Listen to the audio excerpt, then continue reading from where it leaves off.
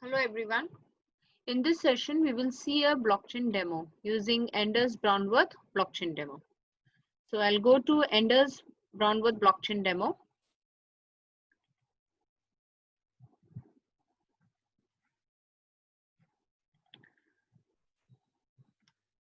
So the first thing that we'll discuss is about hash.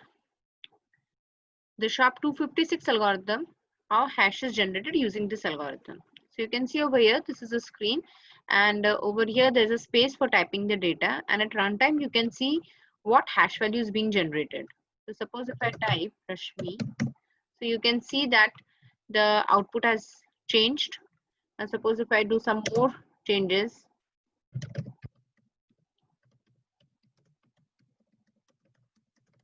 I can keep on typing.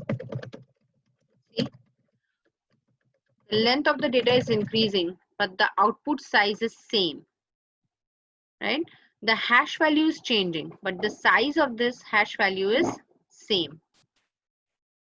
But you can see, even if I keep it only Rashmi, the hash is still 094258. Suppose if I add something else, and then if I delete this data, and if I come again to Rashmi, then you can see the output has not changed. This is the deterministic property of this algorithm. Right? So only using this hash won't work. We have to see what role does it play in our block. So let's go to the option that is given over here for block. So a block contains block number. A nonce is a special value. I'll come to this. And next is the data field, and next is your hash. So you can see over here, the data has got a particular appearance. That is, there are leading 4 zeros over here in the hash. And this is green in color right now. As soon as I type something, you can see that the background has changed to pink. And the leading 4 zeros are also not there. So I have to bring this hash in a format such that the leading 4 zeros exist. This is a requirement for my block to be mined. So this nonce plays a role over here. I have to change this nonce in a manner, right? I start from 1 and I check whether leading 4 zeros I'm getting. Suppose I'm not getting with 1, I'll check it with 2. And this is what miners do. They keep on checking with, they start with some number and they keep on incrementing it so that they are able to attain a hash value which has got leading 4 zeros depending upon the. So in order to achieve this, this is what miners keep on doing. Now I also try some of the bigger values to see whether it gives me 4 leading zeros. I try with something else, not getting it. And this is what you have to keep on doing. This nonce value is incremented one by one so that some value you will get for a nonce such that the leading 4 zeros are achieved. So this is provided by this application. So I click on mine and just see the value is 25,423.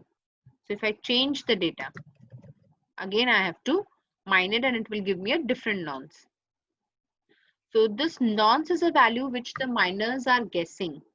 They are starting from a particular value and they keep on incrementing it unless they get a value such that this is known as a difficulty level for mining. If the leading zeros numbers increase, then it will become more difficult to mine this block. So let's see how this block is applicable to my blockchain. So I'll go to the blockchain.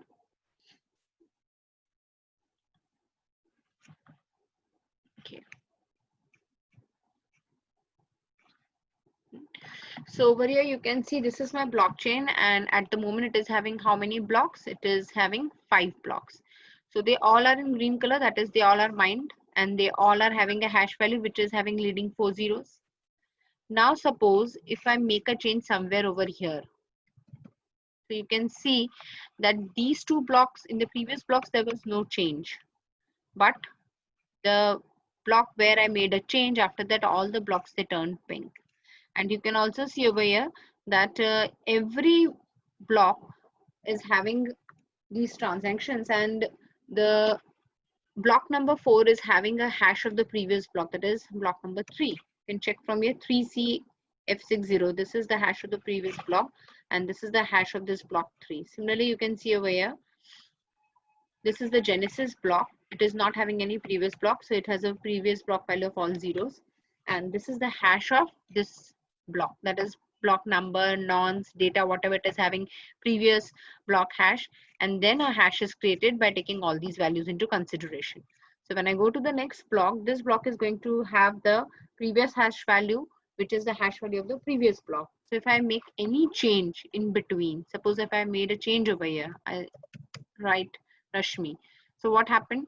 The block hash of this particular block change. See, the previous hash is same, but the current block hash has changed. So I have to mine it. When I mine it, it comes to a consistent state, but I have to mine all the consecutive remaining blocks. So you can imagine if somebody tries to change the contents of a block, then the person or the node which is trying to do so, it has to change the contents of all the remaining blocks. So this is very, very difficult. If you're over here, there are only 5 blocks, but actually your blockchain is consisting thousands of blocks. The first block was mined in 2009, so we are in 2020 right now. So there are thousands of blocks. So if any one block data is to be changed, that means all the remaining block values are to be changed. So this is not feasible. That is why it is said that blockchain, it is very, very secure, and the information that is stored over here is immutable. Now let's see, we go to a distributed picture. So in a distributed picture, you can see over here, there is peer A, there is peer B, and there is peer C. Right? There are 3 peers right now, but actually in your actual network, there are thousands of peers. Like if you become a part of the blockchain, then you become one peer. So all those who are doing transaction over blockchain, they all become one peer. And each peer is maintaining the entire blockchain. So over here, for example purpose, there are 3 peers that are given, and you can see all these peers are having the same data. Just see over here in block number 1, the nonce value is 11316. The previous hash values, this is a genesis block, so previous hash value is 0, and the total hash of this particular block is having leading 4 zeros. 1578 is the starting. You can see at peer B also the same information is being maintained. Block number 1, nonce is 11316, and block peer C, block number 1, 11316 is the nonce, and the hash value is also the same. Leading 4 zeros, 1578. Leading 4 zeros, 1578. Similarly, you can see the last block also, or the intermediate blocks also you can see. Suppose if I go for block number 5, 56265. Block number 5, 56265.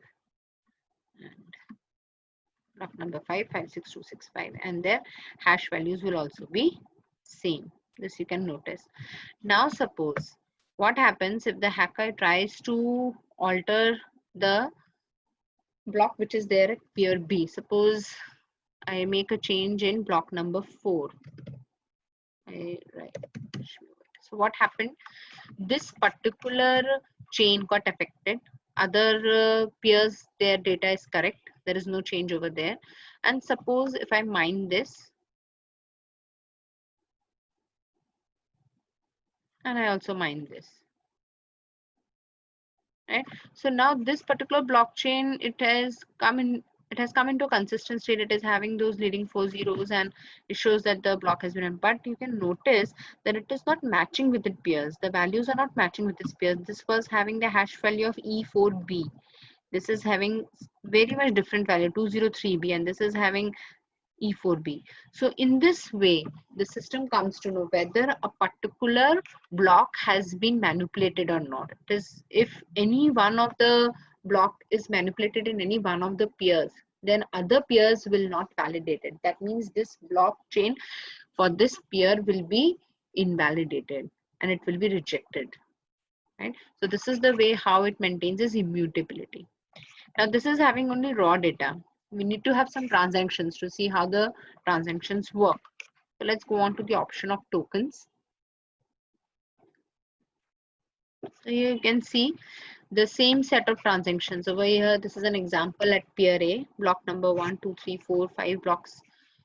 will be there. So in block number 1, there are 1, 2, 3, 4, 5 transactions. In block number 2, there are 1, 2, 3, 4, 5, 6, 7 transactions. So it is not necessary that all the blocks should have the same number of transactions. One thing you need to notice this thing. Second thing you can see is that the first transaction over here recorded is $25 are being transferred from Darcy to Bingley. Then $4.27 are being transferred from Elizabeth to Zane. In this way, things are going on, and the same data is replicated at peer B and at peer C.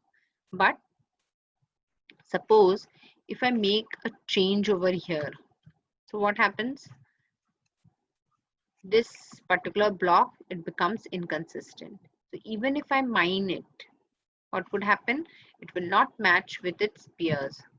So this is not allowed. That is, once the data was there, the same data is replicated at all the peers, and at any one time it would be known that whether the particular block has been altered or not. And miners, they need not check the previous block. Actually, what happens? The latest, the final block, you need to check. If in between also if there is any change, the final block contents will be changed, final block hash will be changed. From that only the miners will come to know, or the validators will come to know, that there is some problem with this blockchain at this peer. It is not required to go on down over there to check whether each and every block. It's not required. The final block need to be verified. It is to be seen whether its hash is matching, the final block hash is matching with all the peers final blocks. So over here we can see that some transactions are going on, but how would you validate that actually the transaction which Wickham is doing, Wickham is having this amount of currency or not, or Lady Cat is having this $106 or not? How would you come to know?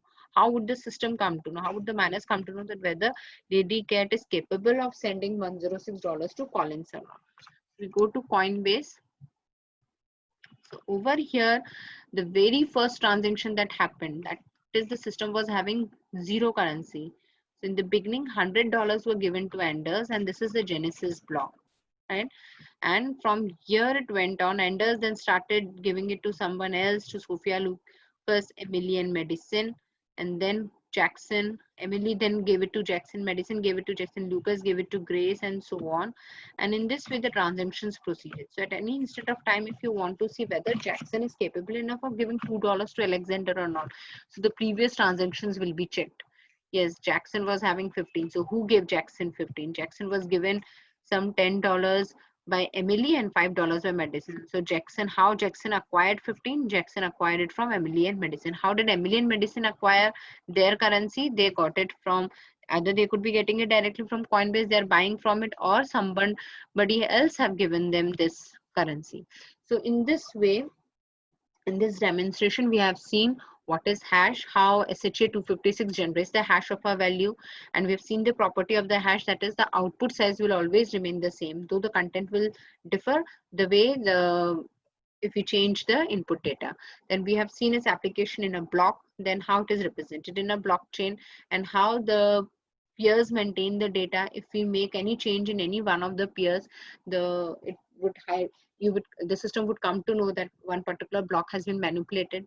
Then we have seen how the tokens are actually transmitted over the blockchain, and how we can check or verify whether a particular participant over here in any transaction is capable of enough of transferring certain currency to some other participant or not. I hope it was explanatory. Thank you.